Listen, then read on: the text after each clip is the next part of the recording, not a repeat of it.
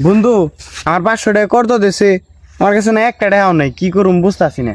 দরকার 500 টাকা দিয়ে আমারে। বাল ছেলেটা আমার কাছে না একটিও তুই আমার কাছে টেয়া চায় 20 খাওয়ার নিয়ে আমি টেয়া বেচতেছি। ওর কাছে টেয়া ছিলাম, টেয়া দিল না। ওর কাছ থেকে কেমনে টেয়া নেন নাকি এটা আমার ভালো করে জানা আছে। খারাপ ভাই সাকুর একটা ফোন দিছে। হ্যালো, আসসালামু আলাইকুম। হ্যাঁ, ওয়ালাইকুম আসসালাম। আমি ডিবি অফিস থেকে বলতেছি। হ্যাঁ স্যার, কি হয়েছে স্যার? কি হয়েছে? আমি কিছু জানি না স্যার। আপনার নামে মামলা হয়েছে, নগদ 500 টাকা দিলে মামলা উঠিয়ে দেবো।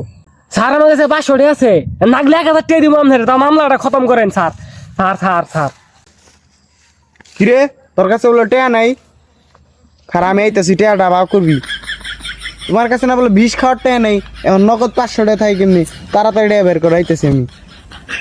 ধর বাল ছেলে বললাম আমার ডর দিয়ে আগাই ধরে গেছে আমার কথা।